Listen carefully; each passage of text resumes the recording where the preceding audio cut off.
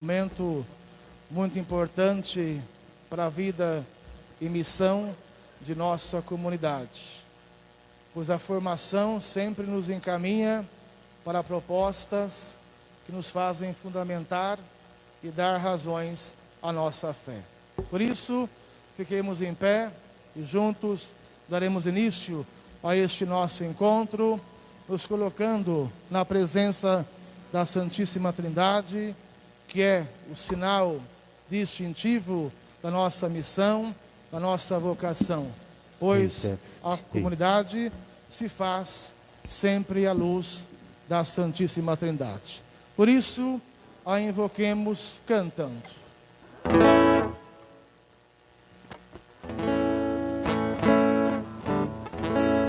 Em nome do Pai, em nome do Filho,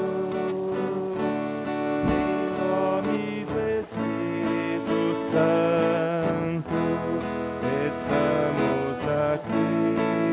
Mais uma vez. Em nome do Pai, em nome do Filho, em nome do Espírito Santo, estamos aqui. Para fazer o que? A boa que não é. Para louvar e agradecer, bendizer e adorar, estamos aqui, Senhor,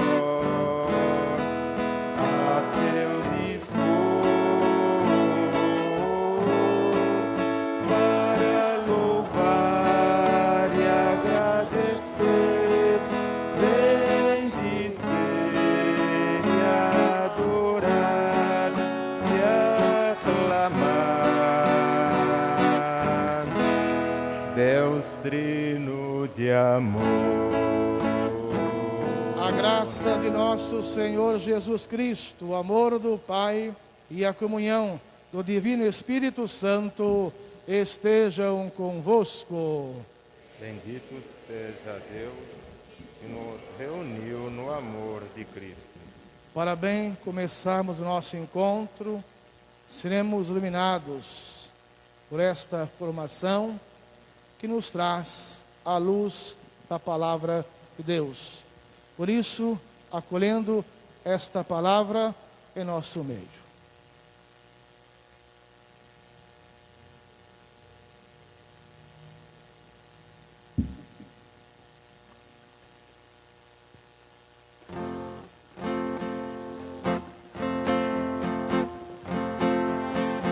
Vimos de Aparecida trazendo fogo que nos impulsiona a sermos pregadores do Evangelho vivo que é Jesus Cristo. Hoje nosso povo clama e a resposta deve ser urgente por um mundo mais humano. Se renova nossa igreja, missionária e sinodal. Todos somos discípulos missionários em saída. Todos somos discípulos missionários em saída.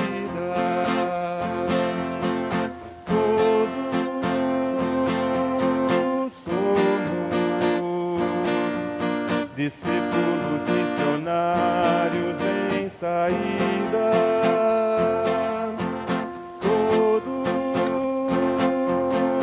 somos discípulos missionários em saída. O Senhor esteja convosco. Ele está no meio de nós. Proclamação do Evangelho de Jesus Cristo, escrito por São Mateus. Glória a vós, Senhor.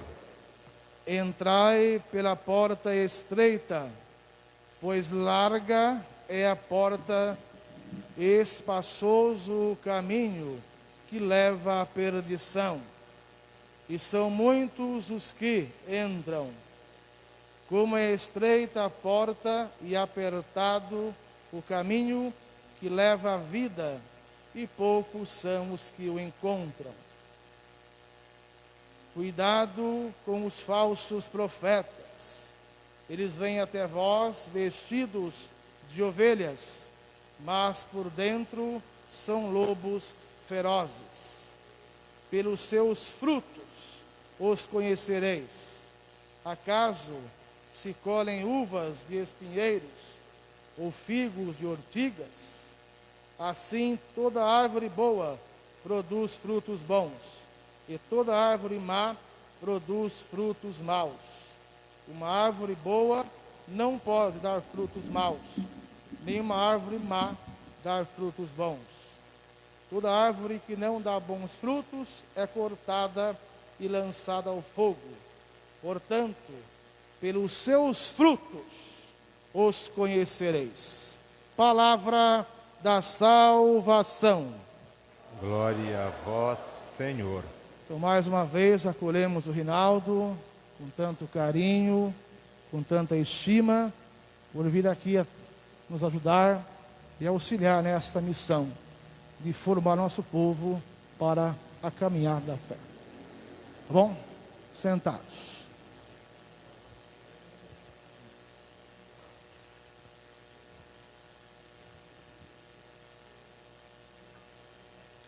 Boa noite, gente. Tudo bom? Tudo quente? Quente, né? Que bom. Bom estar aqui, obrigado da acolhida. Eu já quero de cara agradecer, viu? Porque é muito bom estar aqui. Mas quem ajuda na evangelização... eu preciso tirar a máscara, né? Pedir licença para vocês. Quem ajuda na evangelização tem merecimento de evangelizador, vocês sabem disso, né? E desta vez, o seu José está indo me buscar na rodoviária, e aí alguém da família dele, ele teve que mexer com a família dele inteira, vai me levar para Limeira. Então isso é legal, a gente saber que tem sempre alguém envolvido, nada é por acaso. Então, nossa gratidão, carinho e preces para a família de São José e da dona Vana, é isso, dona Vana? Né? Que estão aqui. E a acolhida do padre e a Cláudia, que tem feito a ponte, né? Obrigado, viu, Cláudia? Bom, semana passada nós fizemos uma introdução, né, do que era preciso para a gente entender o porquê do documento 109. Falei do Vaticano II, né, as linhas mestras, as 4 constituições, e tratamos do primeiro capítulo. Antes de entrar no segundo capítulo, porque são 4 capítulos o documento 109. Pode ficar tranquilo, viu, gente, que vai dar tudo certo, é tempo suficiente, que é aquilo que eu falei. Qual que é a ideia da formação? Eu trago as linhas gerais, depois, na hora que você comprar o livro, o documento, na hora que você for ler em casa, você vai falar, olha, isso já foi comentado, né? Nós não vamos seguir aqui página por página, que não é esse o objetivo, tá bom? Eu preciso dar uma retomada no capítulo 1 para a gente entender o 2, tá bom? Eu só vou pegar uma linha aqui do capítulo 1, que para justificar por que nós vamos entrar no capítulo 2. Se a gente tivesse que resumir o capítulo 1 do documento 109, que são as diretrizes gerais da ação evangelizadora da igreja no Brasil, que vai até 2023, lembra que eu falei que possivelmente vai ser prorrogado, porque da pandemia, tanto que o 109 não cita nenhuma linha a pandemia, porque ele foi lançado em maio de 2019, né? E a pandemia, para valer, chegou no Brasil na virada do ano, lá, né, em fevereiro, março, tá bom? Possivelmente o 109 vai ter aí alguma prorrogação. Mas resumindo o capítulo 1 pede para a gente a fidelidade, olha como é importante isso. Fidelidade a Jesus Cristo, que é o Evangelho do Pai. É a boa nova do Pai. E Jesus Cristo também é o missionário do Pai. Então o capítulo 1 vai pedir para a gente, no segmento a Jesus Cristo, que é o missionário do Pai, colocar em prática, nos nossos dias, o reino de Deus. Porque Jesus veio para realizar plenamente o reino do Pai. Mas Ele, crucificado, ressuscitado, pede a nós, como batizados e batizadas, para a gente continuar no anúncio do reino. Então essa fidelidade ao Evangelho pede para que a gente, como árvore boa, né, frutos bons, a gente continue anunciando o reino que é dele, mas nós queremos o reino já aqui, agora, entre nós, tá bom? Então o capítulo 1, se tivesse que resumir é isso, é a fidelidade a Jesus Cristo, que é o Evangelho do Pai, o missionário do Pai, e quer que a gente anuncie o reino. Para entrar no capítulo 2, eu vou trazer 2 pedidos do Papa Francisco, para a gente entender o capítulo 2, que eu vou pôr aqui que vai ficar facinho, ó. Capítulo 2,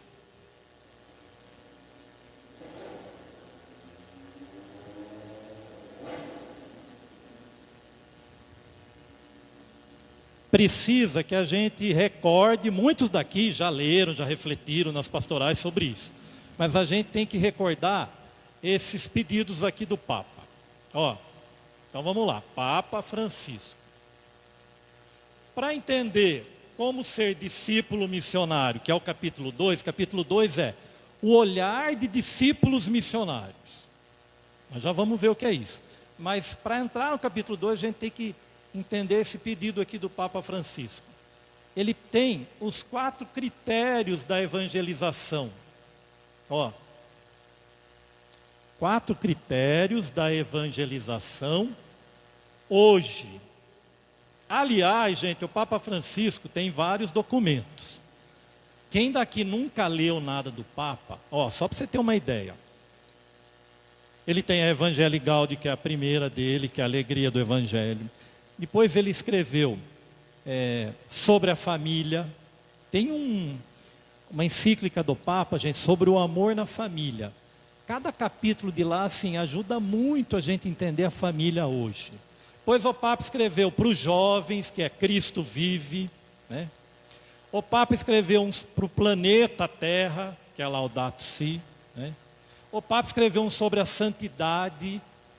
Eu aconselho, quem nunca leu nada do Papa Francisco, a carta sobre a santidade é a mais fininha. Vale a pena ler essa carta, gente.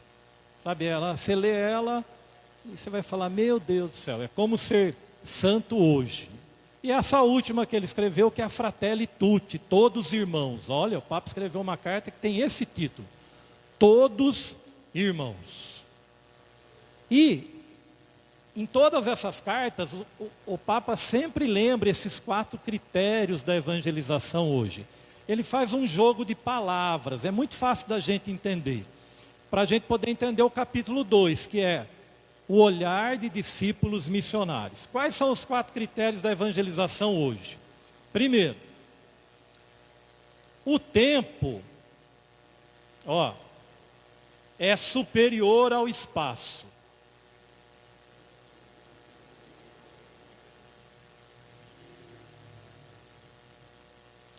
Duas palavras, tempo e espaço. Sabe, a gente às vezes tem uma preocupação, aonde que a gente vai evangelizar? Nossa, nós não temos espaço. O Papa fala, olha, o tempo é mais importante que o espaço. Para evangelizar, gente, a gente consegue evangelizar embaixo de uma árvore. Lógico, se você puder ter tudo disponível, melhor. Mas o Papa fala, a hora de evangelizar é agora, não se preocupa com o local, né? O tempo é superior ao espaço. Tem uma foto, inclusive, do Papa João Paulo II, hoje São João Paulo, né? Tão bonita dele, né, como Papa, e ele olhando para o relógio, e é uma frase assim, é hora de evangelizar. Então, o tempo é sempre superior ao espaço. Outro critério para evangelizar hoje, para entender o que é ser discípulo missionário hoje. Discípulo missionário de Jesus Cristo, né? A unidade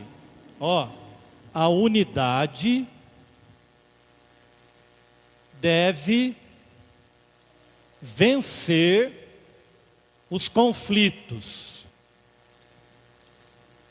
Para evangelizar, nós temos que viver a unidade. Vai ter conflito? Vai. Os conflitos existem. Onde tem gente, tem conflito. O que não pode haver é divisão. Porque aí a gente está longe de Deus. A unidade vem de Deus. A divisão do diabo, né? Então, a hora que tiver um conflito, a gente já resolve e pronto, acabou, né? E segue a vida. É um outro jogo de palavra, unidade e conflitos. Outro. A prática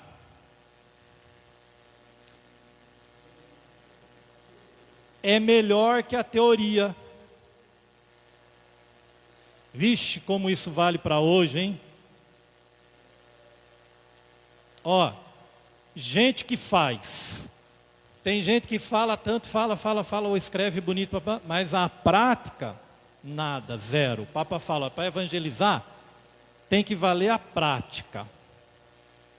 Lógico, nós precisamos da teoria. Eu, por exemplo, estou passando aqui para vocês a teoria de um livro, para a gente poder praticar como comunidade eclesial missionária, que é o novo nome da paróquia hoje. Lembra que eu falei isso semana passada? Se alguém perguntar, qual que é o novo nome da paróquia hoje? Comunidade Eclesial Missionária, né? Essa sigla aqui, CEM. Todos nós hoje vivemos em comunidade eclesial missionária, como discípulos missionários. E o último, o todo é sempre melhor que a parte.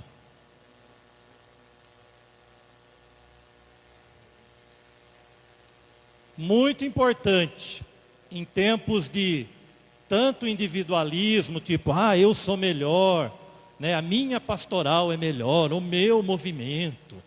Se a gente não for, a paróquia não acontece. A paróquia precisa de todo mundo, precisa do padre. O padre, gente, o documento 109 reforça isso. O padre, ele coordena, ele anima a comunidade. Esse é o papel do padre. Ele coordena, ele anima. E a gente, junto com o padre, por isso que essa frase é importante, o todo é sempre melhor que a parte. Das partes a gente forma o todo. E aí forma a comunidade eclesial, né? Ninguém pode ficar de fora, viu, gente? E nós sabemos que como isso hoje, em tempos modernos, é difícil, né? Esses são os 4 critérios. E para poder entender também o capítulo 3, eu já vou passar aqui sobre o Papa Francisco, para a gente poder entender assim, eu já falo mais sobre ele aqui, para não ficar depois cortando, tá bom? Já vamos entrar no capítulo 2. Papa Francisco fala que nós temos que ir. A missão não tem fronteira, não tem limites. E nós temos que ir às periferias.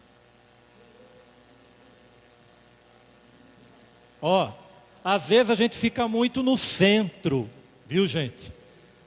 E esquece da periferia, né? Deus nasceu numa periferia. O centro era Jerusalém. Jesus nasceu em Belém, periferia da época. Então, o Papa fala que a gente tem que olhar para aqueles 4 critérios e buscar as periferias existenciais.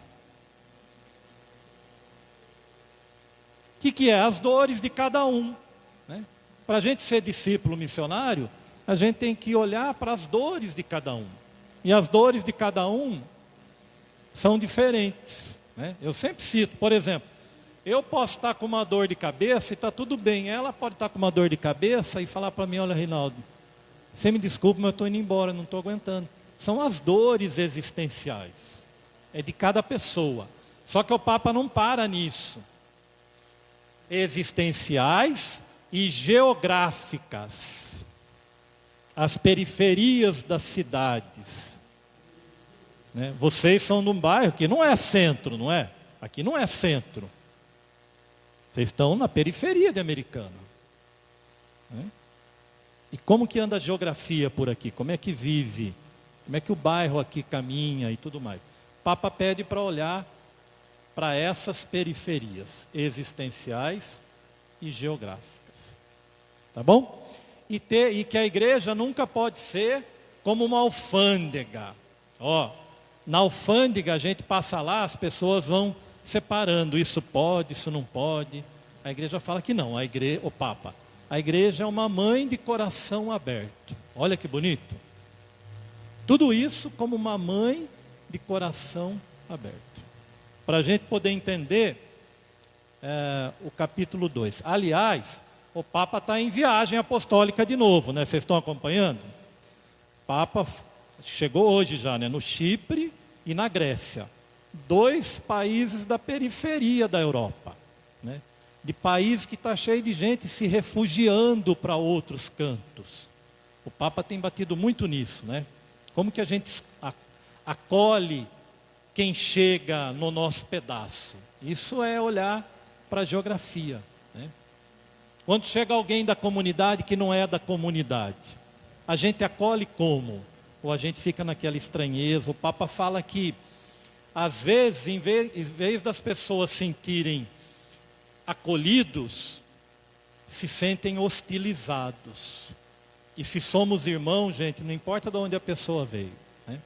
Hoje você vai, por exemplo, para São Paulo, no centro de São Paulo, o que você vê de haitiano, boliviano, está assim, ó, eles, e pior que eles estão lá, trabalham nos piores serviços, mas estão lá junto com o povo, né?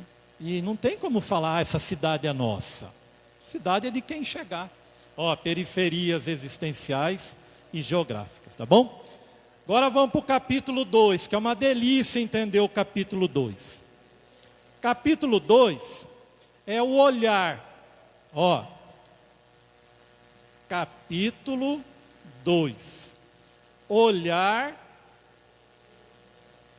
de discípulos missionários. Vou abreviar aqui, tá bom? BM.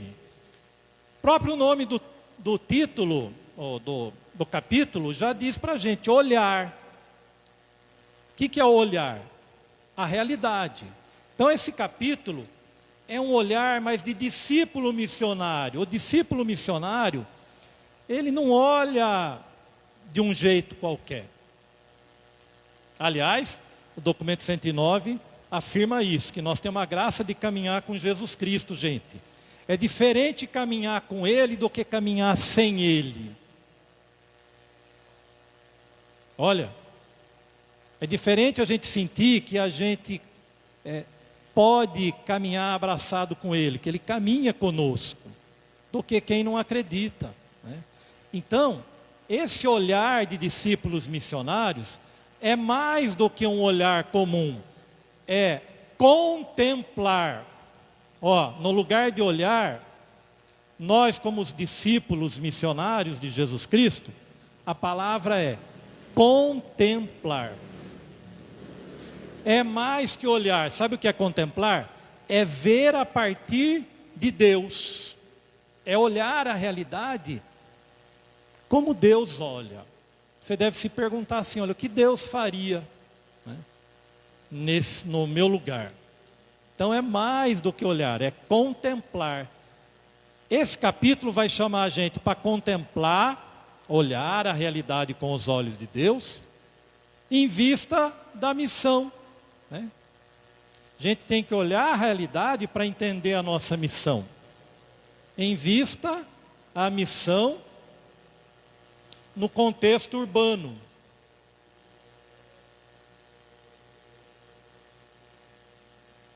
E aí, esse contemplar está ligado a outros verbos. Para a gente olhar, contemplar a realidade, a gente tem que acolher a realidade como ela é. Presta atenção, hein? Tem gente que quer mudar a realidade. Não tem como mudar. Por exemplo, você vê família pegando osso no lixão. Isso não é uma invenção. É uma realidade. Então é acolher a realidade da comunidade. Acolher a realidade da cidade. Você vai acolher, aí você vai contemplar, ver com os olhos de Deus. Quem contempla, gente, vai para a missão para atingir o coração de alguém. Olha, contemplar é ir para a missão para chegar no coração de alguém a partir de Deus. Então você vai acolher, contemplar, discernir, são verbos hoje da realidade da missão. O que é discernir? Escolher entre o bem e o mal. Contemplou a realidade? Bom, o que é que Deus está pedindo? Eu preciso ter um discernimento agora. O que é que eu preciso fazer? Acolher, contemplar, discernir e iluminar.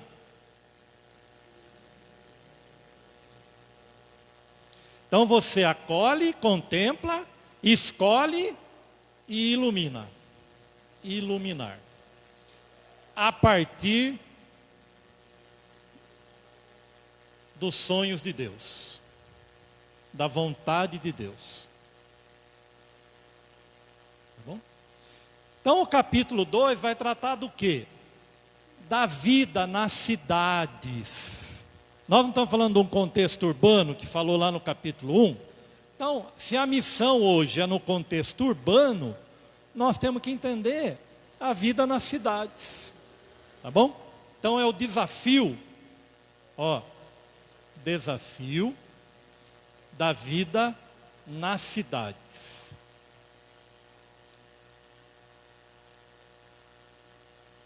Aqui é bom que a gente compete com bar, aqui do lado. Eu quase errei hoje, eu estava entrando na igreja do Nazareno aqui, viu gente? Estava aberto. Está vendo? A gente tem que discernir, né? Desafio da vida nas cidades.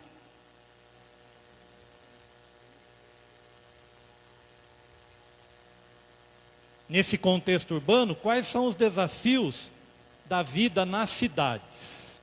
Pode pôr desafios. O capítulo 2 vai tratar para a gente olhar para a cidade, primeiro,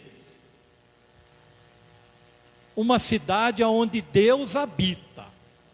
Presta atenção, gente, isso não é pouco. Deus habita cidades. Deus está em todos os lugares, né? E Ele ama a humanidade inteira.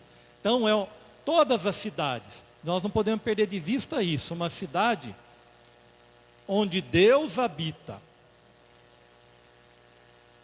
Depois, se você quiser conferir, lá o Salmo 127, fica aí depois lá na sua casa, você reza ele, que fala assim, que em vão trabalham os pedreiros, se Deus não edifica a casa.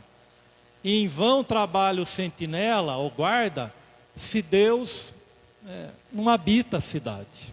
Então nós não podemos perder de vista isso.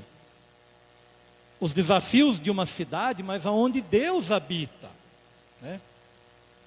Igual quando o Papa Bento XVI foi visitar Auschwitz, lá o campo de concentração. Os repórteres todos no lado dele, e ele deu uma resposta, porque o repórter perguntou para ele, santidade, aonde estava Deus na Segunda Guerra Mundial? Onde estava Deus? Deus estava aqui no campo de concentração, que morreram lá 6.000 judeus? Sabe o que o Papa Bento falou? Deus estava aqui. E imagina, né? E morreram 6 mil judeus. Na Segunda Guerra Mundial. Agora, mesmo uma cidade, que a gente sabendo que Deus habita todas as cidades, o capítulo 2 vai trazer as sombras e as luzes de uma cidade. Como evangelizar nas cidades? Se você quiser, no lugar de sombra, você pode colocar dores. Quais são as dores das cidades hoje? E luzes, tudo aquilo de bom, as esperanças.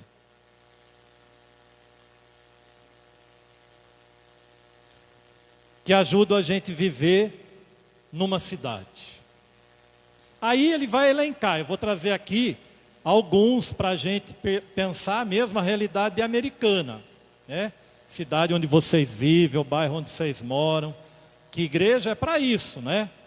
A igreja é a casa de Deus entre as casas. Por isso que a gente tem que ter esse olhar para sombras e luzes, as dores e as esperanças da cidade hoje. Vamos ver, o documento cita de cara o Papa Francisco, quando fala das dores da cidade. Papa Francisco fala aqui, tem 2 grandes males que afetam as cidades hoje. Então você pode colocar assim, as dores, né? Papa Francisco, o consumismo e o individualismo.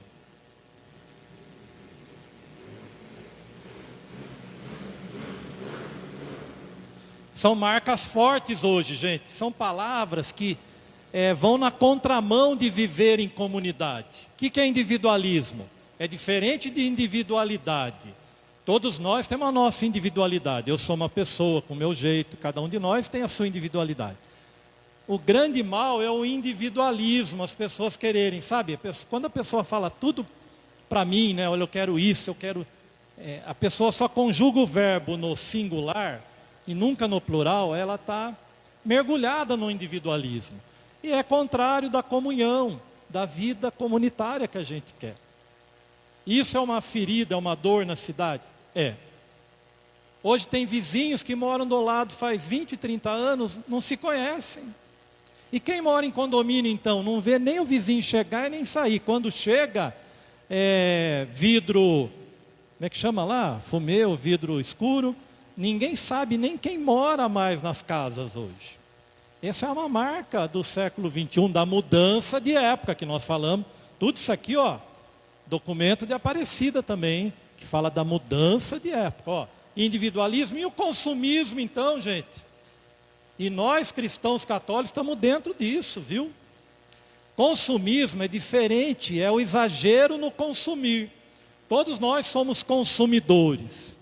Não tem como não ser, senão a gente não vive. A gente tem que ganhar, trabalha, ganha, gasta, consome.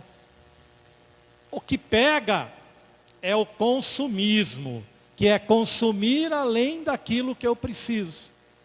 É o acúmulo. Acumular é pecado, vocês sabem disso, né? Então essas 2 palavras aqui, o Papa fala que alertam a gente para os pecados pessoais. Nós como cristãos, discípulos missionários, a gente tem que ver o pecado de cada um. Pecados meus, pecados seus, do padre, pecados do padre. Só que tem também os pecados sociais. Nós também precisamos pedir perdão. O consumismo, por exemplo, o individualismo, leva a um pecado social. Né? Por que uma pessoa tem 40 pares de sapato e o outro anda na rua sem um chinelo? O que está sobrando para ele está faltando para o outro. Né? Então a gente precisa pensar nisso. Né? A gente é tão individualista que nem o nome das pessoas a gente pergunta mais. Eu citei o Padre Júlio semana passada e vou citar ele hoje de novo, que eu acompanho de vez em quando ele. Fiquei sabendo que teve segunda-feira Foi segunda, né? Uma live com ele aqui na Diocese, que foi muito boa, várias pessoas comentaram. Mas o Padre Júlio diz que aonde ele anda, ele encontra as pessoas. A primeira coisa que ele pergunta: qual é o seu nome? Diz que tem gente que não lembra mais o nome. Porque ninguém mais chama ele pelo nome, ele virou um nada. Então, ele fica... Quer dizer, meu Deus, a pessoa não sabe mais nem o nome dela. Né? Então, esses são pecados que têm a ver com as dores das cidades hoje. O individualismo, o consumismo. Outra aqui, ó. Nós vivemos numa sociedade do tudo para ontem. Ninguém mais consegue esperar. Né? É a sociedade do imediatismo. Ó, imediatismo. Né? Por exemplo, alguém pede alguma coisa para você, mas fala assim, ó, não dá para esperar, hein? Tem que ser para agora. Parece que a gente esqueceu que o mundo tem o ontem, o hoje e o amanhã. Né? Parece que é só o hoje. Quem vive só o hoje, gente, não vive. A gente tem que viver o hoje, lembrar do passado. Aliás, é uma marca de muitas pessoas, inclusive dentro da igreja, viu? E lideranças altas da igreja. Toda a história, gente, toda a cidade, toda a comunidade teve o ontem, tem o hoje e vai ter o amanhã. Isso faz parte da caminhada. A gente tem que respeitar o passado. Hoje tem uma turma na sociedade, na igreja, que fala assim, apaga o passado. Outro dia eu estava numa reunião de pastoral que uma liderança falou isso, eu queria ir embora. Vamos apagar o passado e vamos olhar só para o futuro. Não, o passado não tem como apagar. A gente valoriza aquilo que foi bom no passado, vive o presente, ilumina o presente e projeta o futuro. E nas cidades é assim também. A cidade não começou hoje. Por exemplo, a comunidade de vocês não começou hoje. Quanto tempo faz que existe aqui Nossa Senhora Auxiliadora? 30 e poucos anos. Né? Tem uma história. E tem a ver com isso, esse imediatismo. Nós estamos no mundo do imediatismo. Vale o hoje. Se não for hoje, eu não quero mais. Né? E a gente transforma as nossas relações nessas situações aqui, tá bom? Outras dores das cidades. Eu vou falando aqui, vocês vão colocando Americana em o bairro de vocês, está tudo lá no documento. Que para evangelizar hoje a gente tem que ver as dores das cidades. Violência. Ou todas as formas de violências. Do jeito que você imaginar. As cidades estão violentas? Nossa, isso afeta a vida da igreja? Afeta. Os bandidos entram, roubam a igreja, roubam o padre, roubam... Hoje é assim, não se respeita mais nada. Né? A violência. Todas as formas de violência. Outra, corrupção. Olha o que o capítulo 2 trata, gente. Da corrupção nas cidades. Dinheiro mal empregado, dinheiro desviado. Mas isso aqui em Americana nunca teve, né? Aqui em Americana está tudo certo, tudo resolvido. Só teve lá em Limeira, aqui em Americana, não. Isso afeta a evangelização? Afeta. São dores de uma cidade. Para trazer mais para perto de nós. Outra dor. Desemprego. Afeta a vida de quem vem na comunidade? Afeta. Se afeta. E afeta as famílias? Afeta todo mundo. Né? Só para citar algumas dores. Né? Falta de políticas públicas nas cidades. Como isso aqui é importante, sabe o que são políticas públicas? Saúde, educação, moradia, e por aí vai. Né? Em São Paulo não falta casa para as pessoas morar. Tem mais casa para as pessoas morar do que gente morando na rua. O problema é o egoísmo. Né? Então está sobrando casa no centro de São Paulo. Mas você vai lá, tem gente morando, tem ruas de São Paulo que estão lotadas de gente morando em barracas. Isso não é o sonho de Deus. E isso tem a ver com a vida das comunidades? Tem sim, senhor. E para terminar as dores, o documento 109 fala, volta lá no Papa Francisco e nos documentos da igreja. Fala que essas dores transformam muitas pessoas, nossos irmãos, e quantos da comunidade. Olha, nessas 4 palavras aqui, antes a gente falava que a pessoa era excluída ou marginalizada. Antigamente a gente falava isso. Ah, fulano é um excluído, é um marginalizado, porque está desempregado, porque está no mundo das drogas. Hoje, através do Papa Francisco, já nem fala mais excluído ou marginalizado. O Papa Francisco tem insistido nisso. Como evangelizar numa sociedade que as pessoas viraram supérfluas, supérfluos.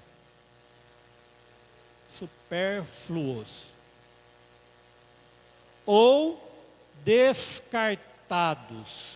Numa sociedade que descarta as pessoas. Nós temos que evangelizar nessas cidades. Ah, mas nem tudo são dores. É verdade, graças a Deus, nós temos que agradecer pra caramba todos os avanços das cidades. E são tantos, né? Por exemplo, imagina se a gente não tivesse água, luz, né? Todos os benefícios da cidade. Tudo bem que nós pagamos por isso, não é de graça. Mas os avanços a gente tem que agradecer a Deus. Tem a beleza da cidade também. Nem tudo são pedras. Tem as flores. Então o documento 109 também traz isso. As esperanças que são as belezas da vida na cidade. Até mesmo as facilidades, não é? Hoje a vida na cidade facilitou a convivência. Todo mundo está mais perto um do outro, assim, por causa da proximidade, né, dos bairros e tudo mais. Então também nós temos as esperanças e a beleza das cidades.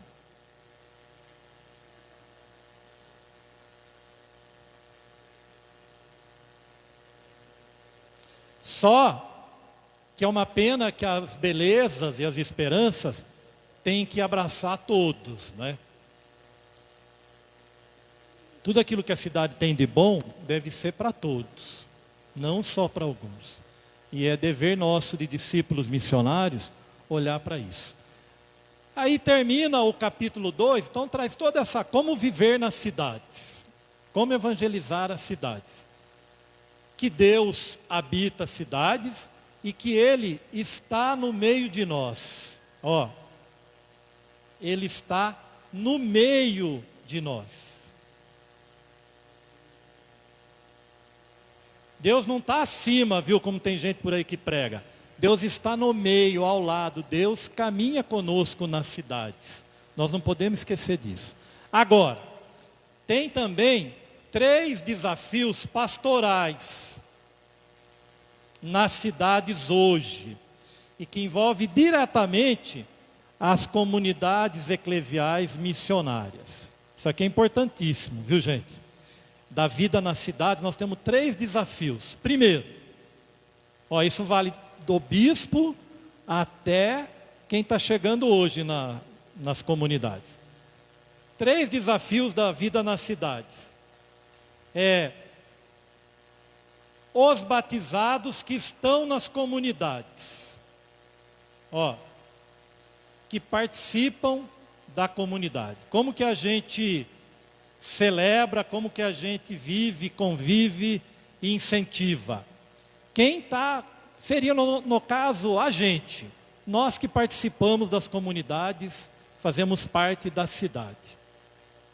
Como nós estamos sendo respeitados, acolhidos, amados, né? Porque nós não somos, como já dissemos semana passada, ninguém aqui é voluntário, né? Cada um está aqui com a sua vocação, seu ministério, seu serviço. O segundo são os batizados afastados da igreja. Você deve conhecer alguém. No mundo da cidade, gente, a igreja perdeu o lugar que ela tinha. Antigamente o padre mandava mais que o prefeito. Hoje não. O padre é respeitado? É. Mas o padre é mais um na cidade. E assim, quantos batizados vocês devem conhecer que nunca mais voltou para a igreja? Às vezes você convida, sabe que ele era da comunidade, sei lá, teve um desencontro alguma vez com alguma liderança, algum pai, foi embora, não voltou mais. O que fazer com os batizados afastados?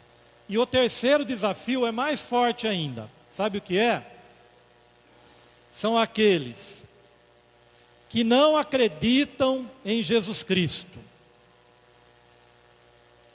e não o aceitam. Que não acreditam e não o aceitam.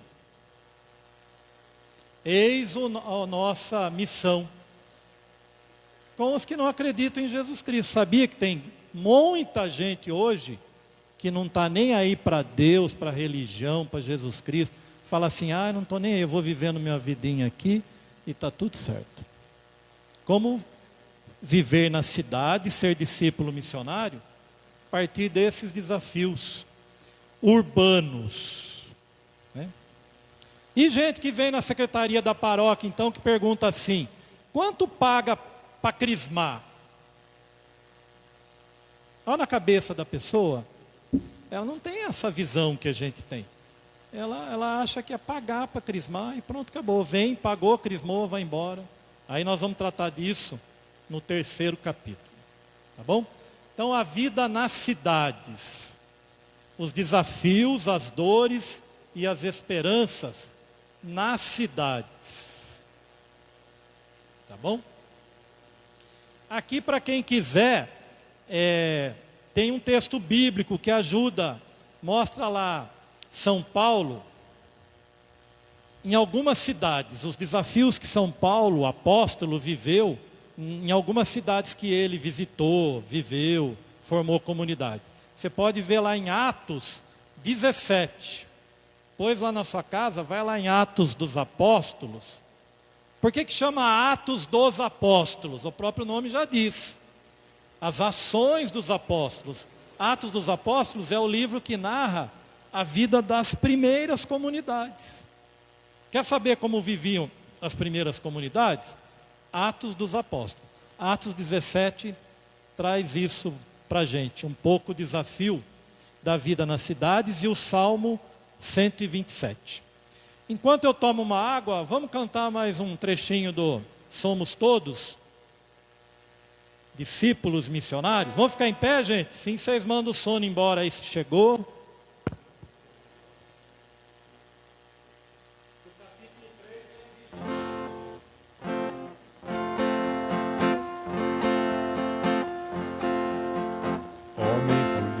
Jovens, crianças, todos estão chamados a construir caminhos baseados no diálogo e no encontro, para que não se acabe a fome e o descartado. Hoje unimos nossas mãos, construtores de esperança, de justiça e de paz.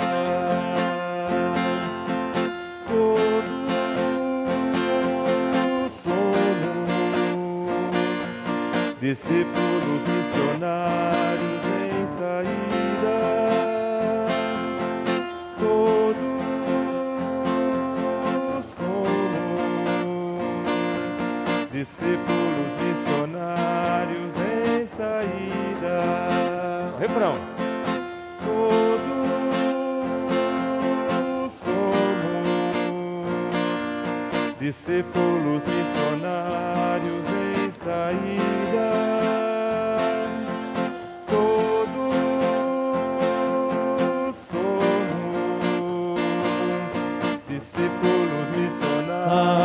Em saída. Boa, todos somos discípulos missionários em saída. É o canto da Assembleia Eclesial que aconteceu agora há pouco, lá no México. Que bom. Como eu falei, o o documento 109 não trata da pandemia, mas você pode trazer todas essas dores da cidade, gente, potencializadas, quer dizer, aumentada, duplicada por causa da pandemia. O desemprego aumentou, a violência aumentou, tudo.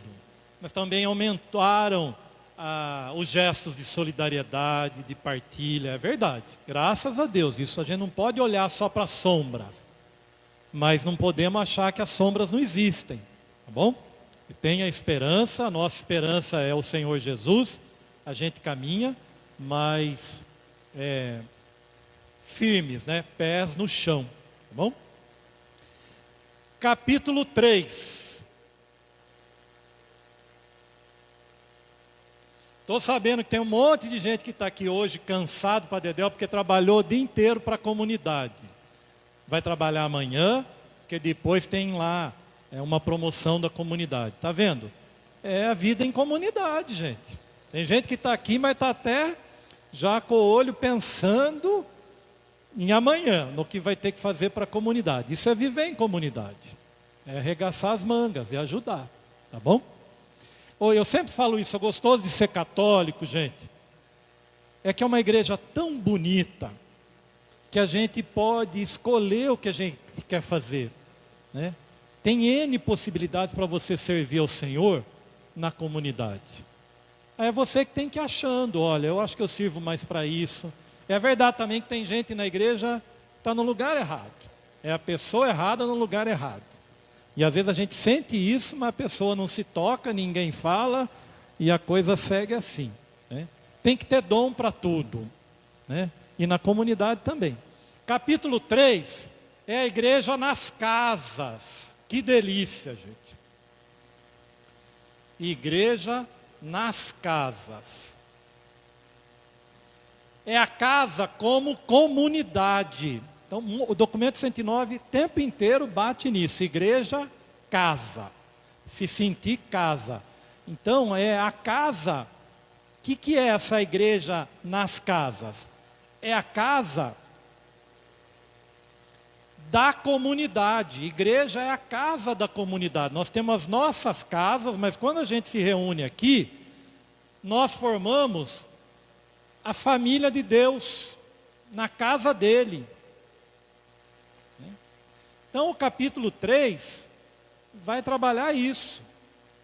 A importância de se sentir igreja, casa.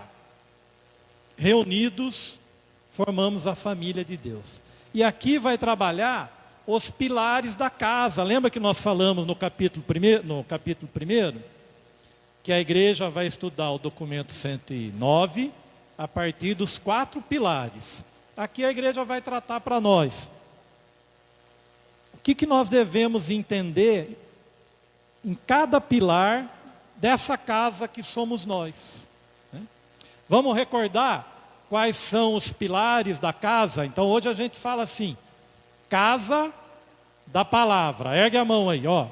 Põe lá num dedo a palavra. No outro, pão. No outro, caridade. E no outro, missão. Então vamos juntos? Palavra, pão, caridade e missão.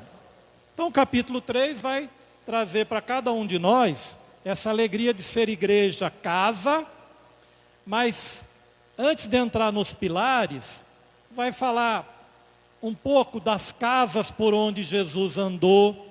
Jesus, gente, não tinha onde reclinar a cabeça. Jesus era um peregrino. Ele vivia de casa em casa. Olha os encontros que Jesus teve, a maioria dele nas casas, com os pecadores, né? Com os humilhados. E vamos lembrar, olha só, a visita de Jesus na casa de Zaqueu. O que foi aquele encontro, né? Comia com os pecadores. Pega lá, para a gente lembrar,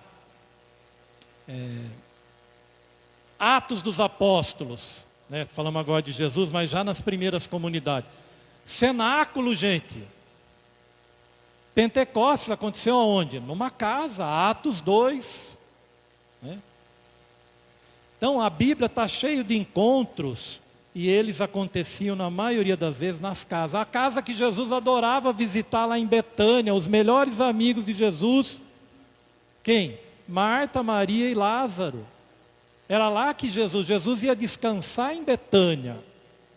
Então, a casa tem esse papel. A casa é o lugar do aconchego, né? Do abraço, da fraternidade, da solidariedade. Mas a casa também é um lugar da saída. Outro dia eu vi um bispo fazendo a abertura de um jubileu numa diocese, não me lembro qual. Mas eu achei tão bonito. Normalmente, quando vai fazer assim festa de jubileu, a gente fica fora da igreja, e aí abre a porta, o bispo entra junto com o povo. Sabe o que o bispo fez? Inverteu. O povo estava tudo dentro da igreja, a porta fechada. Ele foi, abriu, e a igreja inteira saiu. É uma casa, mas nós somos casa em saída. A gente se abastece da palavra, da Eucaristia, mas nós temos que sair, né? Então vamos ver a casa como pilar da palavra.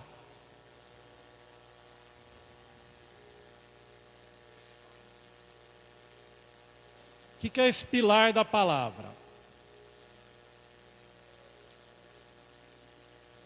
Então é pilar da palavra, do pão, da caridade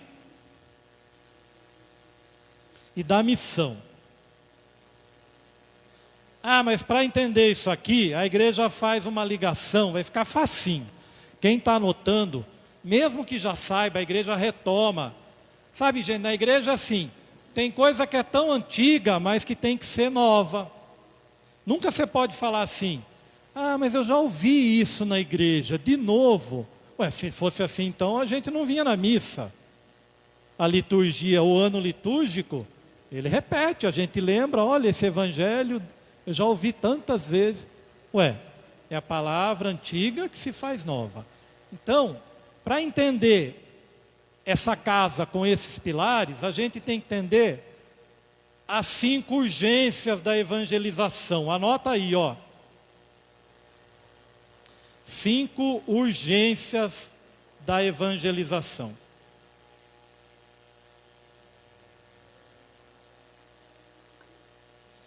Quem está escrevendo, faz um círculo. No meio você escreve igreja. E aí você faz como se fosse um sol assim, ó. Põe 5 traços.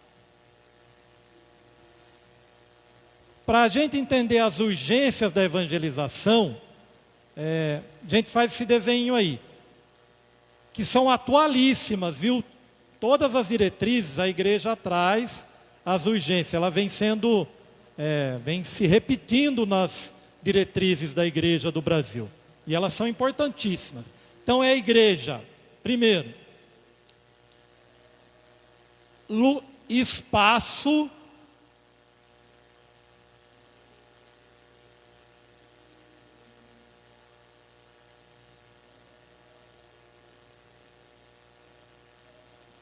um pouquinho só.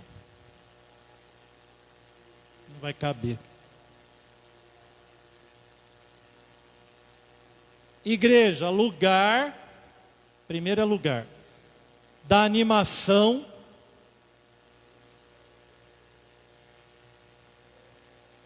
bíblica, da vida e da pastoral.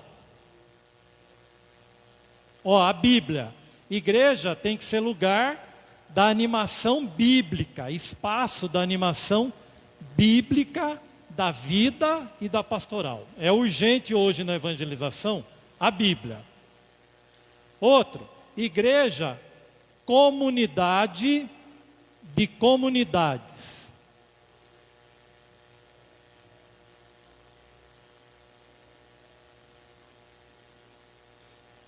O que é isso? Igreja, antigamente a gente não falava assim, olha, tem a matriz e as comunidades. Hoje, graças a Deus, é uma rede de comunidades. O documento de Aparecida traz isso. A paróquia como uma rede de comunidades. Ó, comunidade de comunidades. Formamos uma comunidade só. em nome do Senhor. A outra urgência, igreja a serviço da vida plena.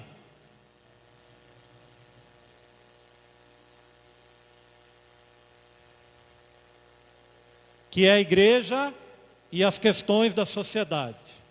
Vocês vão ver que tem a ver com o pilar aqui, ó. Essas urgências estão ligadas com os pilares, tá bom? Igreja.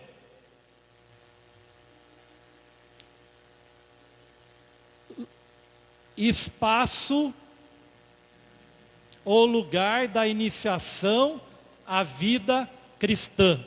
Lugar da iniciação à vida cristã. Os que envolvem os 3 sacramentos da iniciação. Quais são os 3 sacramentos da iniciação, gente? Vamos ver se a gente lembra. Batismo, Eucaristia e Crisma. Então a igreja tem que ser esse lugar da iniciação à vida cristã. Já vamos ver isso. E por último, igreja em estado permanente de missão. Estado permanente de missão.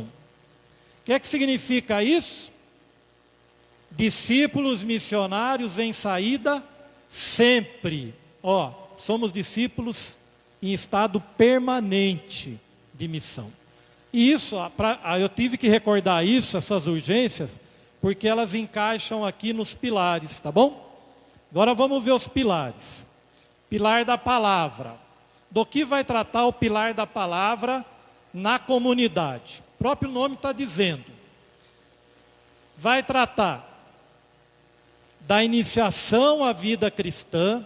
Então, todos aqui que trabalham com catequese infantil, de adolescente, adulto, todo catequese batismal, eucarística ou de crisma, estão ligados no pilar da palavra. Então, o pilar da palavra ele vai trabalhar a iniciação à vida cristã e a leitura orante da Bíblia. Leitura orante da Bíblia, que é a palavra de Deus, né? Presta atenção aqui, gente. O que mais a igreja pede nesse pilar da palavra? Nesse 3º capítulo. Ela explica para a gente o que é a iniciação à vida cristã e o que é a leitura orante da Bíblia. Ó, mesmo quem nunca ouviu falar sobre iniciação à vida cristã, a igreja já tem um documento, o documento 107, trata da iniciação à vida cristã. Mas presta atenção que fica facinho de entender. Cuidado com essa palavra iniciação, que ela dá uma ideia assim para a gente que vai só iniciar e acabar. Na catequese de agora, a igreja fala assim, não, a catequese ela é permanente. E ela é um processo de iniciação da pessoa. Ó, é iniciar a pessoa nos mistérios da fé. É iniciar a pessoa como se a pessoa fosse dar uns mergulhos numa piscina. A pessoa vai ser batizada, ela vai começar a viver a partir dos mistérios da fé, os mistérios da fé cristã católica. Mas não é iniciar e acabar, é o início que vai durar a vida toda. Então, o que é iniciar alguém? É anunciar a pessoa de Jesus Cristo e levar essa pessoa aos mergulhos nos mistérios da fé por toda a vida. Por isso que a igreja não usa mais falar curso de batismo, né? Curso de catequese. São encontros de batismo, encontros de catequese. Até mesmo a palavra preparação hoje a gente não usa muito mais. Nós estamos preparando as crianças para fazer a primeira comunhão. Não, elas estão no processo de iniciação, que nós vamos celebrar a primeira comunhão e vai ser a primeira de infinitas durante a vida inteira. E assim vale para a Eucaristia, para o batismo e para a crisma. E sabe onde a igreja foi buscar a iniciação? Nos primeiros séculos. Como viviam os cristãos nos primeiros séculos. E sabe como era lá? Durava 3, 4 anos a iniciação. Não é que nem hoje, por exemplo, encontros de batismo. As pessoas hoje disputam para ver a paróquia que faz batismo, os encontros em menos tempo para poder batizar. Não, sabe como era? A igreja foi buscar lá no período do catecumenato. Então, a iniciação à vida cristã vem lá dos primeiros séculos e ela é de inspiração catecumenal. Quem nunca ouviu falar sobre isso, lembra do óleo dos catecúmenos, que é benzido lá na catedral, depois, na Semana Santa, o padre apresenta o óleo dos catecúmenos. Na época, nos primeiros séculos, quem estava sendo preparado para os sacramentos era chamado de catecúmeno. Então, o que a igreja fez? Pegou essa lembrança de lá dos primeiros séculos e falou, olha, hoje a catequese não pode ser no tempo que era antigamente, mas dá para ter a inspiração catecumenal. O que é inspiração? Toda a catequese hoje, ela vai se inspirar nessa iniciação, que é o quê? Mergulhar as pessoas. Aí tem todos os processos que a gente chama de essa inspiração catecumenal. Ela tem o pré-catecumenato. Se alguém tiver interesse, quem aqui é catequista, pode estudar sobre isso. Tem o pré-catecumenato, aí tem o catecumenato, que é o período de preparação. Sabe, o que a gente chama de cursos de batismo, curso de Eucaristia, é o período do catecumenato, é o tempo forte de formação. Depois vem o tempo da purificação, né? E depois o tempo da mistagogia. O que é mistagogia? Depois que a pessoa celebrou os sacramentos, ninguém recebe sacramento na igreja, hein, gente? Nós celebramos sacramentos. Ninguém entra na fila para receber a comunhão. A gente entra para celebrar a comunhão.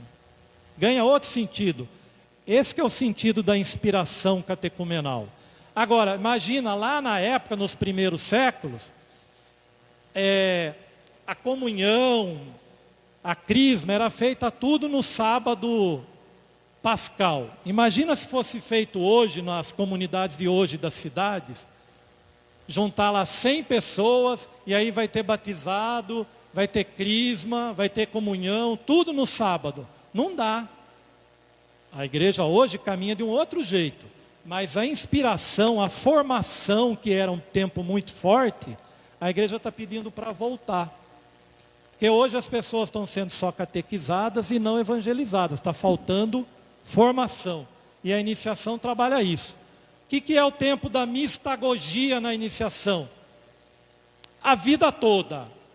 Crismou vai entrar no tempo da mistagogia. Mistagogia vem de mistério. São os mistérios divinos que vêm nos nossos mistérios humanos.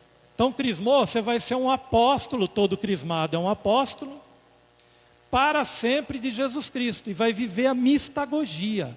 Hoje a gente fala assim, nós queremos que a igreja, a catequese, a liturgia, ela seja mais querigmática e mistagógica. O que é querigmática? Que anuncie Jesus Cristo, e mistagógica, que ajude as pessoas a mergulhar os seus mistérios nos mistérios divinos. Aí a vida ganha sabor de Deus, viu, gente? Sabe qual é o grande pedido do pilar da palavra? Que através da iniciação desses 3 sacramentos, a nossa vida tem um outro sabor, gente. Viver tem que ter sabor de Deus para quem acredita nele. Se eu comungo, a minha vida não é mais a mesma. Se eu sou um crismado, a minha vida não é mais a mesma. É isso a iniciação. E não tem como viver a iniciação, os sacramentos, sem a gente viver a leitura orante da Bíblia. O que é a leitura orante da Bíblia? Para terminar, a igreja fala assim, sabe qual é a melhor maneira da gente rezar a Bíblia?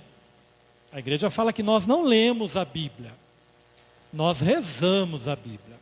Aliás, tem uma frase de São Jerônimo, que foi quem traduziu a Bíblia, muito importante sobre a Bíblia, que ele fala assim: quando a gente reza, a gente fala com Deus. Quando a gente lê a Bíblia, é Deus que fala com a gente. Ó, quando a gente reza, é o momento que a gente está dialogando com Deus. Mas quando nós estamos lendo a Bíblia, é Deus que fala com a gente. O que é a leitura orante da Bíblia?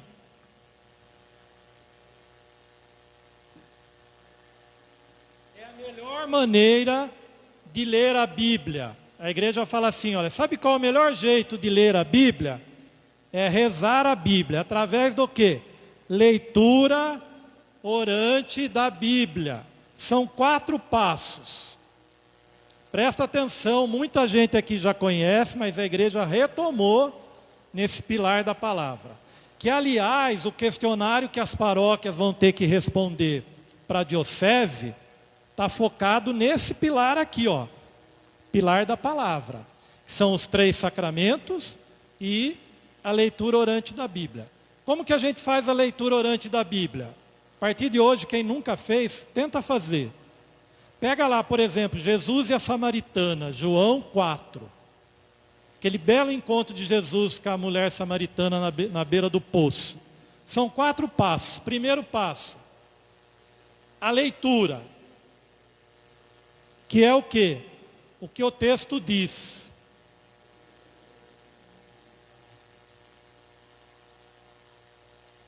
Então você vai ler uma vez, 2 vezes. Jesus e a Samaritana. Boa.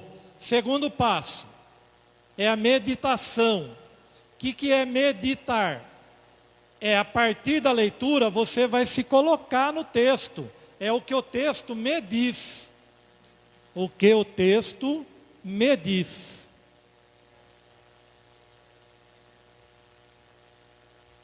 Tá bom? Agora a samaritana sou eu.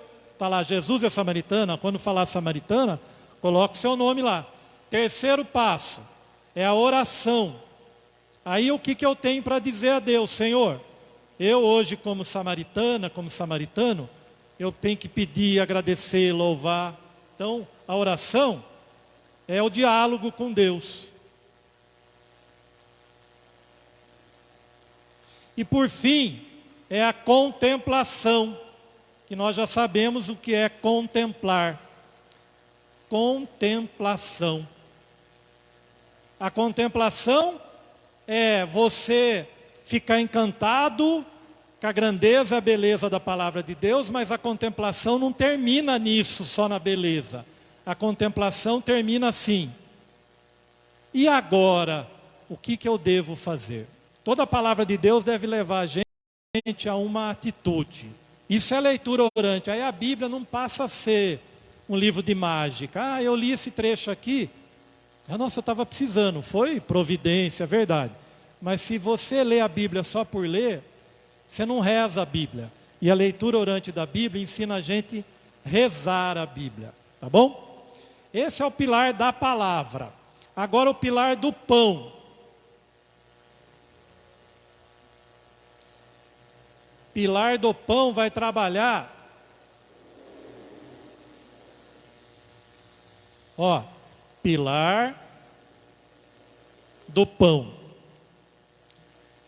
Vai trabalhar 2 pontos. A liturgia. Presta atenção quem aqui é da liturgia, hein? O ápice da liturgia é a missa. Né? O ápice da liturgia é a missa. Mas o que é a liturgia? A liturgia é a ação pública da igreja.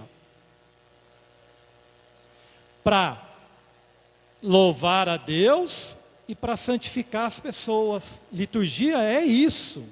É a ação visível da igreja, em nome da igreja, para que as pessoas, para que Deus seja louvado e as pessoas vão se tornando santas, vão se convertendo. É para isso que serve a liturgia. Então aqui é um pilar que vai tratar de tudo sobre a liturgia da igreja. Que a liturgia seja mais viva, atuante, frutuosa, como pede o Vaticano II, né? Que a liturgia inclua as pessoas, né? E lógico, aqui o centro daqui é a Eucaristia. Pilar do pão. Ué, falou de casa, toda casa tem uma mesa, não tem? Pelo menos a gente supõe que toda casa tem mesa. O centro de uma casa, gente, não é o quarto, não é o banheiro, não é a sala. É a mesa. Viu? É na mesa que acontece a partilha, a solidariedade, as conversas. Então, para nós cristãos católicos, a mesa da Eucaristia é o ápice da liturgia, o valor que a gente está dando para a liturgia da missa. Depois eu vou dar umas dicas que estão lá no capítulo 4. O capítulo 4 vai tratar de algumas dicas, dá tempo de eu dar algumas dicas. Então trata da liturgia da igreja e da espiritualidade. É aqui que vai entrar a vida dos santos. Espiritualidade. Presta atenção aqui, espiritualidade é uma coisa, oração é outra. Pode passar. Tem gente que confunde, por exemplo, hoje é comum, eu não gosto, dói um pouco o meu ouvido quando a gente escuta assim, olha, nós vamos fazer uma manhã de espiritualidade na paróquia. Não existe manhã de espiritualidade, gente. Existe manhã de oração, noite de oração, momento de oração. E espiritualidade é todo o nosso ser. Sabe o que é espiritualidade? É colocar a vida a serviço do Espírito Santo de Deus. E a nossa espiritualidade é cristã. Tem vários tipos de espiritualidade. A nossa é viver segundo o Espírito Santo de Deus. Por isso que a gente fala espiritualidade. Então não confunda. Espiritualidade é todo o meu ser. A gente não tem espiritualidade, a gente é espiritualidade. A gente vai com a nossa espiritualidade aonde a gente for. Agora, para ajudar na espiritualidade, nós temos a oração. Então a igreja reforça nesse pilar a importância da oração. Para ficar claro para a gente, é como se fosse assim, ó. A espiritualidade é um banco 24 horas, não para. A oração é o posto de gasolina. Quanto mais você reza, tem aquele ditado, quanto mais eu rezo, mais assombração aparece, não tem? Para nós cristãos não. Quanto mais eu rezo, mais eu fortaleço a minha espiritualidade cristã. Então, nessa parte aqui, o documento 109 dá um puxão de orelha na gente que fala assim, tem gente que fala assim, eu não rezo não, eu só faço. Eu na igreja eu só faço, eu não rezo. Ou, eu sou cristão, mas eu não rezo. Eu só faço. Cuidado. A oração alimenta a nossa espiritualidade. Sabe que a igreja fala que nós devemos ter, gente, pelo menos 15 minutos diários de oração pessoal, viu? A gente deve achar um horário, sei lá, de manhã, quando está indo trabalhar, fazer caminhada. Agora vai ser meu momento de oração. Que a igreja fala que é um perigo. A gente corre risco bispo, padres, diáconos, religiosas, leigas e leigos, de caírem, sabe no quê? No ativismo. Sabe o que é o ativismo? Você vai fazendo e não reza. De repente, a vida perde o sentido. E é uma das coisas do mundo de hoje, viu? Da cultura urbana. Falta de sentido de vida. Sabia que tem gente hoje que tem de tudo e não tem nada? E que está sem sentido de vida, está com depressão. Sabe por quê? Uma das coisas é a falta de oração, gente. E a oração ajuda a gente a viver pessoalmente como pessoa humana, né? E também em comunidade. Então a importância da oração, daí que a igreja traz para nós, e ela cita a vida de vários santos, faz homenagem para os santos do Brasil, Santa Dulce, a Madre Paulina, o de lá de perto de Aparecida, ou de Guaratinguetá, lá, o Frei Galvão, né, o Santo Antônio Galvão, e vai lembrar da espiritualidade dos santos. Por isso que eu trouxe aqui, nós trouxemos desde o primeiro encontro, a figura da irmã Dulce. Tem santo, gente, que passava a noite rezando, às vezes diante do Santíssimo. E às vezes a gente não encontra. E nós estamos num mundo tão maluco que parar para rezar parece que é perder tempo, né? E não é. Então é para a gente prestar atenção nisso. E ainda no pilar do pão, fala da Eucaristia, fala da oração, mas como nós estamos falando de oração, de espiritualidade, vai lembrar também do sacramento.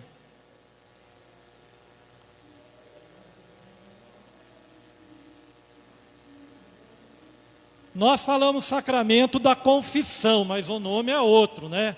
É sacramento da reconciliação, sacramento da volta. Mas nós conhecemos como sacramento da confissão, sacramento da penitência. Falou em oração, a oração alimenta a nossa espiritualidade e nós devemos buscar o sacramento da penitência, que é o sacramento da volta, sacramento da reconciliação.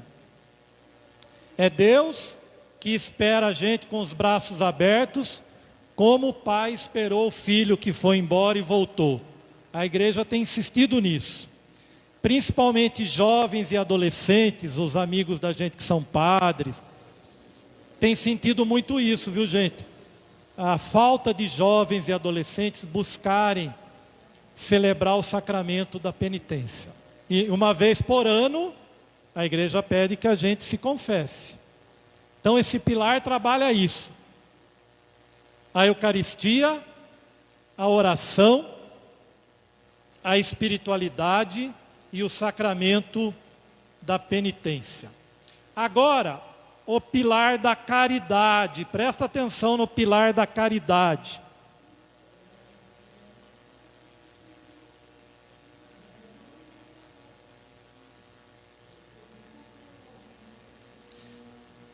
Pilar da caridade, às vezes a gente pensa assim, já de cara na esmola. É mais do que isso, gente. Dar esmola também é caridade. Nós devemos dar esmola? Devemos. Tanto que a igreja tem uma propaganda que ela não concorda com alguns municípios, tem até lei assim, é proibido dar esmola. A igreja fala, a esmola é bíblica. Você dá esmola quando quiser, para quem quiser, aquilo que seu coração mandar. E o que a mão esquerda fez, a direita não deve saber. Então essa coisa de que é proibido dar esmola, porque deu a esmola, a pessoa vai... Não importa. Se o seu coração está pedindo, dê. Mas aqui o pilar da caridade trabalha isso, mas muito mais que isso. É a serviço da vida plena.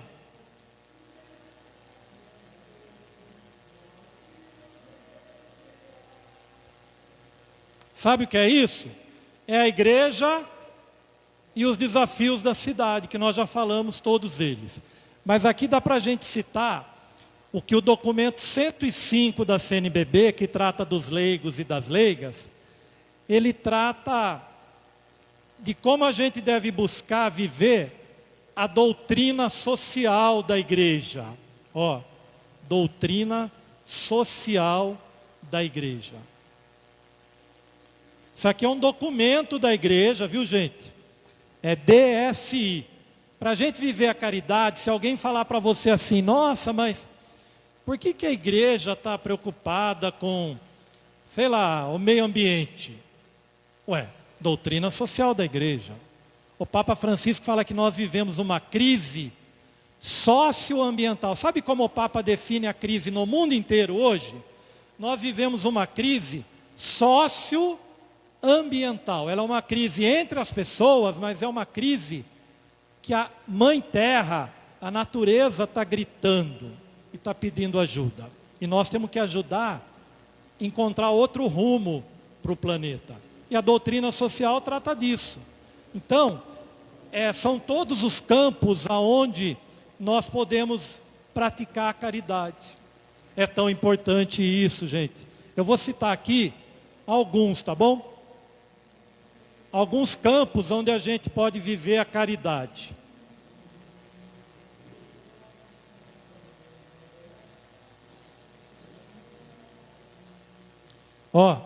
Que a igreja chama de novos areópagos. Traduzindo, novos campos para a gente evangelizar hoje a vida nas cidades, para a gente praticar a caridade. Então nós podemos colocar assim, olha, o mundo, nós podemos viver a caridade no mundo da família. Olha como é importante a família e a gente viver a caridade na família.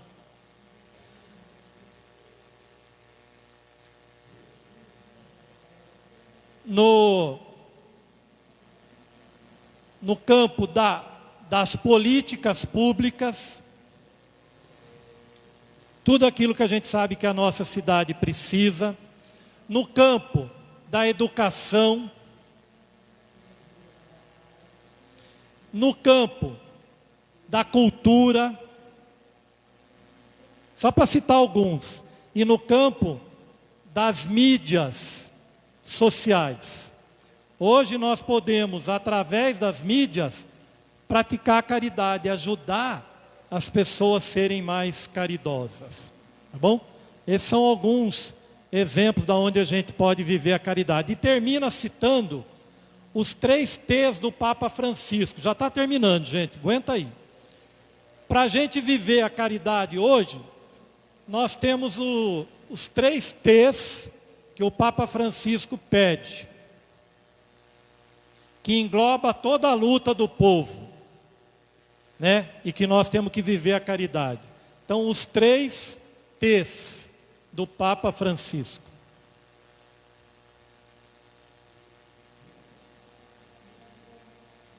Sabe quais são? A luta por terra, teto e trabalho. Isso aqui envolve a vida de toda pessoa.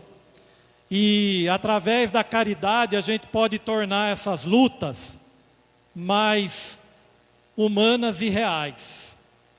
Agora, é lógico, se a gente está com tudo certinho dentro do vidrinho, a gente tem a nossa casa, o nosso trabalho, a gente agradece, mas o Papa fala, enquanto tiver um pobre pedindo ajuda, gente, nós temos que nos incomodar. Sabe o que o Papa fala? Eu não quero uma igreja tranquila. Eu não quero uma igreja tranquila. Eu quero uma igreja missionária. E aí a gente vai para o pilar da missão, para acabar. Pilar, essa frase do Papa é forte, hein? Eu não quero uma igreja tranquila. A nossa paz tem que ser uma paz inquieta. Sabe o que é uma paz inquieta? Não é aquela paz que você fala assim, está tudo certo, graças a Deus, não estou precisando de nada. Tem que ser uma paz assim, olha, eu estou bem. Mas eu posso fazer mais, hein? Tem tanta gente precisando de mim.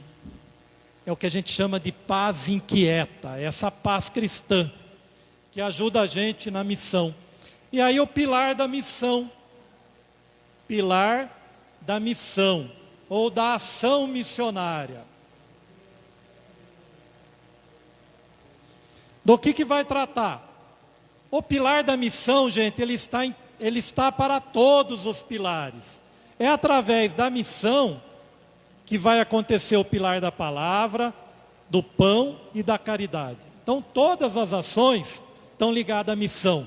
Mas a igreja chama a nossa atenção nesse pilar aqui para 2 pedidos do documento de Aparecida. E aí a gente termina, eu só vou dar 2 dicas de cada pilar. Documento de Aparecida. como ser missionário hoje, discípulo missionário. Como colocar em prática o pilar da missão nessa cultura urbana, no mundo das cidades. 2 dicas do documento de Aparecida. Sair da pastoral, da manutenção,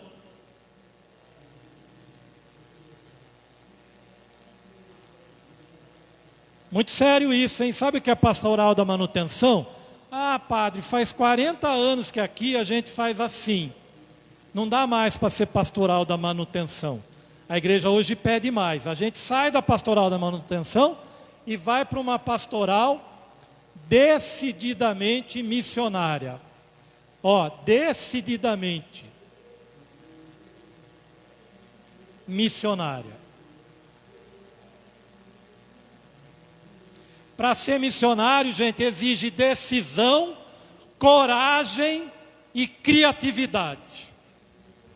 Um missionário ele tem que ser decidido, ter coragem para os desafios e ser criativo. Não pode fazer sempre as mesmas coisas.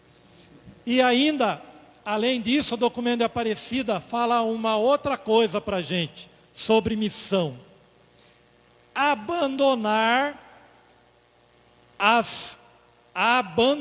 O missionário tem hora que ele tem que abandonar as estruturas ultrapassadas.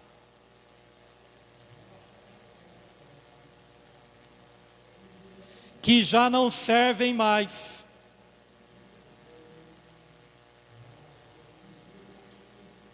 A evangelização.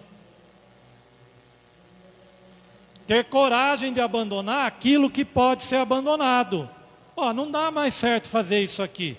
Então, nós vamos criar outra coisa. Foi bom enquanto durou, valeu, colhemos frutos, mas hoje não dá mais certo, tá bom? No geral é isso. O que é o capítulo 4? Eu vou dar umas dicas para vocês. Capítulo 4, quem comprou o documento, nós estamos terminando.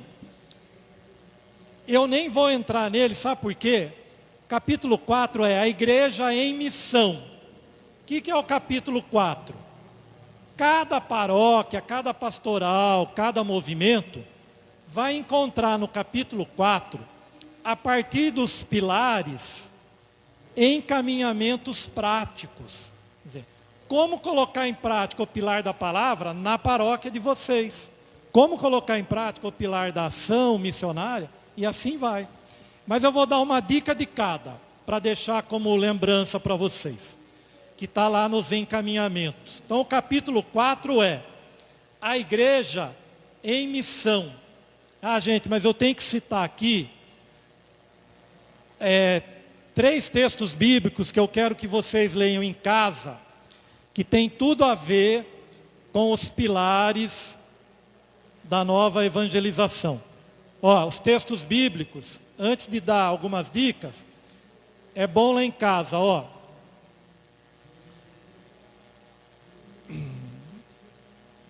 Atos 2, inteirinho.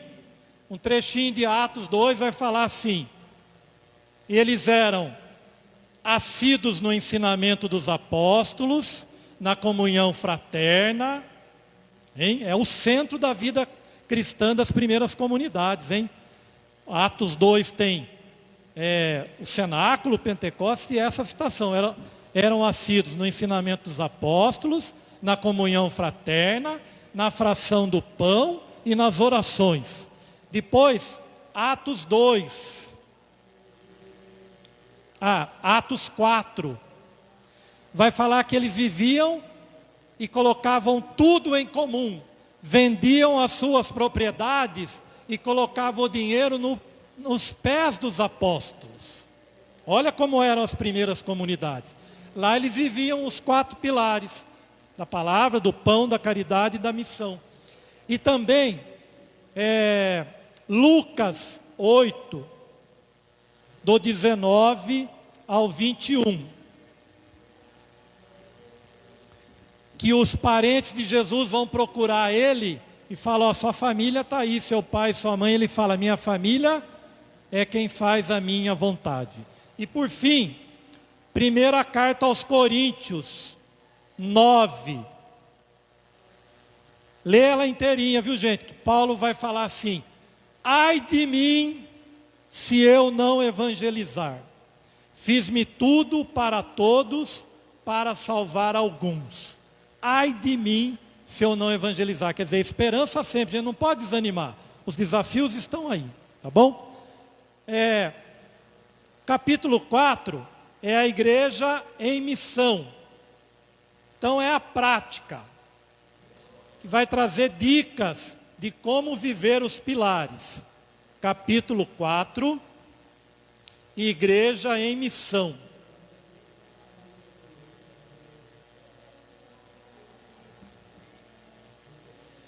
São encaminhamentos, dicas para colocar em prática.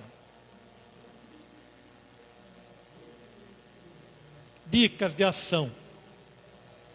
Vou dar uma dica de cada pilar. Pilar da palavra. Que as pessoas tenham mais acesso à Bíblia. Que haja mais círculos bíblicos, círculos de rua. Gente, é uma riqueza se reunir nas casas. Estamos agora no período da novena, não é? Novena de Natal. Isso tudo tem a ver com o pilar da palavra. Pilar do pão. Recuperar a pastoral do domingo, que as pessoas percebam que a missa é o coração do domingo. Sem o domingo, sem participar da missa, a semana fica sem graça. Então valorizar a missa mais, a participação das pessoas, a celebração da missa. Aqui dá uma dica também do cuidado que as pessoas que estão na missa devem ter com cada parte da missa. Chama atenção para a homilia, inclusive.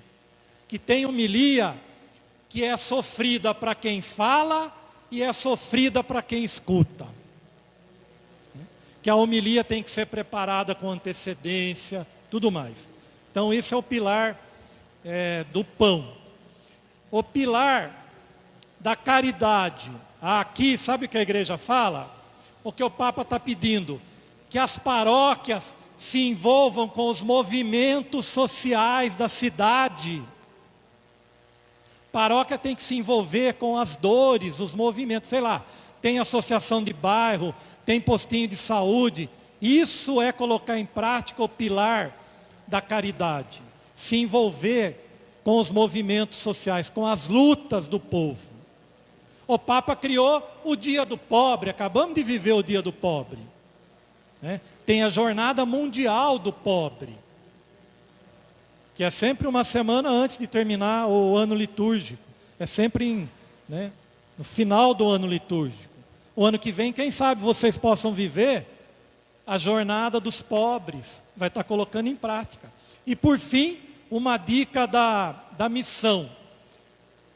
Que a gente possa usar a PASCOM, que a pastoral da comunicação das paróquias, ajudem a divulgar os pilares, e que ela seja uma pastoral, não só para transmitir missa.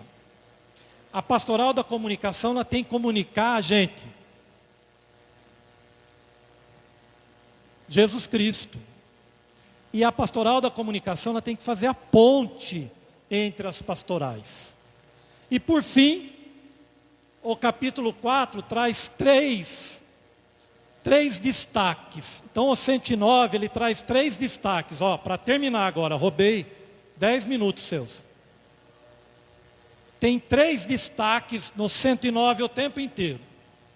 As famílias, as mulheres, presta atenção nisso, as mulheres são 90% da igreja, hein? Nós sabemos disso. Sabe quem mais cuida de uma casa? As mulheres. Nas primeiras comunidades, sabe quem coordenava tudo? As mulheres. Lê lá em Atos, você vai encontrar lá a passagem na casa de Priscila e Áquila. Priscila foi uma mulher que acolhia todos na casa, com ternura. Então, o papel das mulheres. E por fim, o papel dos jovens. Um destaque do 109, que lugar nós estamos dando para os jovens nas nossas comunidades eclesiais, tá bom? E que as nossas comunidades sejam um espaço de encontro, de ternura e de portas sempre abertas. É isso que é o grande desejo do 109, viu? Lugar de encontro, espaço de ternura e de portas sempre abertas. Tá bom? Promete que vocês vão ler e estudar em casa o documento 109? Quem tiver, aproveita que vale a pena. Foi uma alegria estar aqui com vocês. Estamos juntos e continuem firmes, vale a pena, viu, gente? Coragem. A luta vale a pena. Obrigado, viu? Salve de palmas, seu Rinaldo. Oh!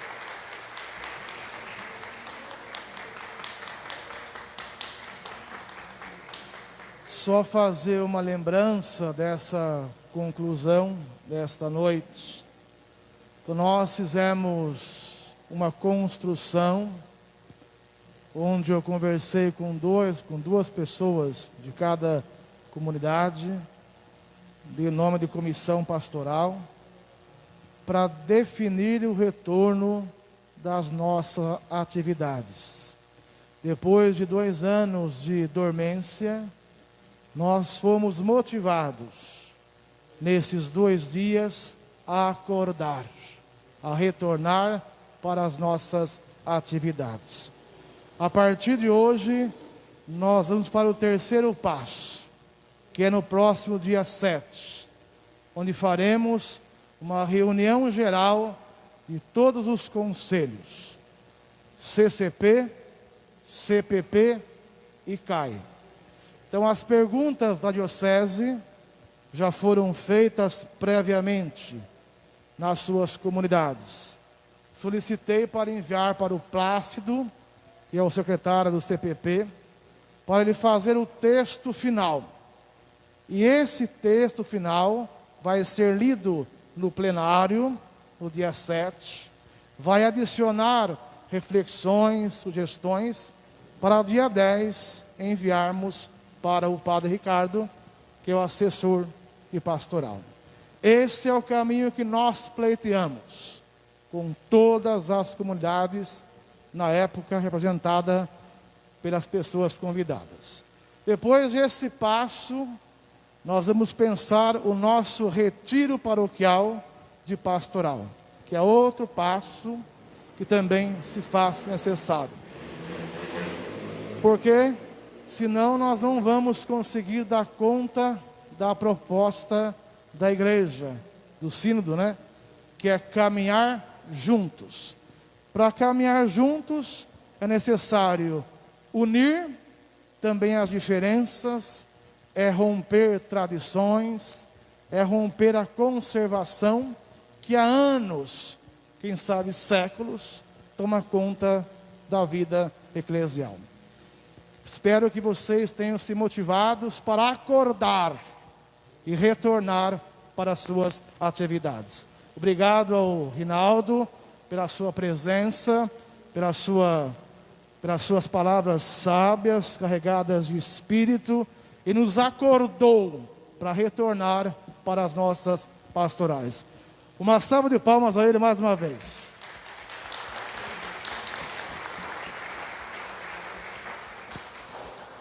O Senhor esteja convosco. Desça sobre vós a bênção do Deus Todo-Poderoso, Pai, Filho e Espírito Santo.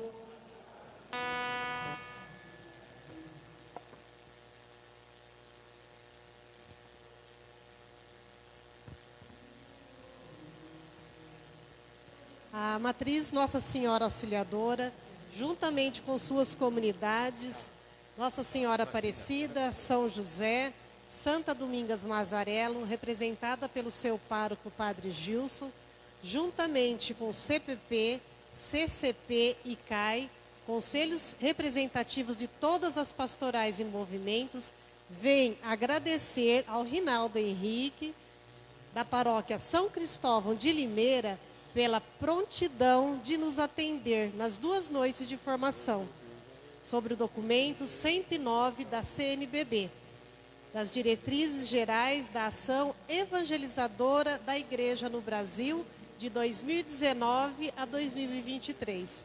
Suas reflexões, muito iluminadoras pelo Espírito Santo, nos enriqueceu, nos acordou para o retorno de nossas atividades, bem como nos preparou para o 8º plano diocesano de pastoral e paroquial. Que Nossa Senhora Auxiliadora o inspire o seu protagonismo laical, que a luz do sacramento do batismo possa continuar desempenhando sua missão, participando assiduamente do sacerdócio comum dos fiéis. Somos todos agraciados pela sua presença entre nós.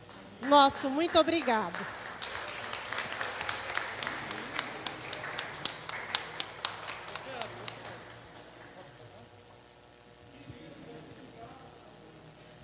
Ide em paz, e o Senhor vos acompanhe. Uma boa noite, um bom descanso, e mãos à obra e coração para frente.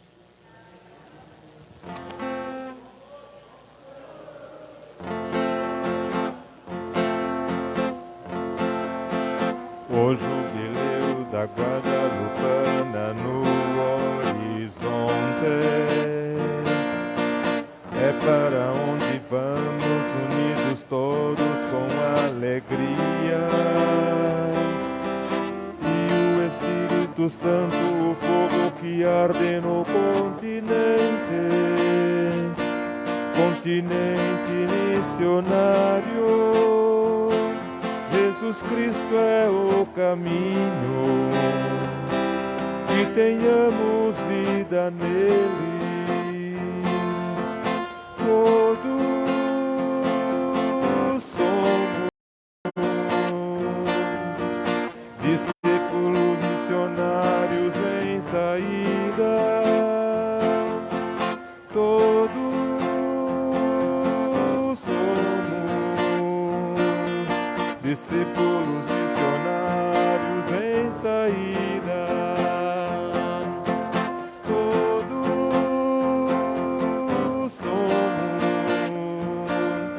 Discípulos missionários em saída, todos somos discípulos missionários.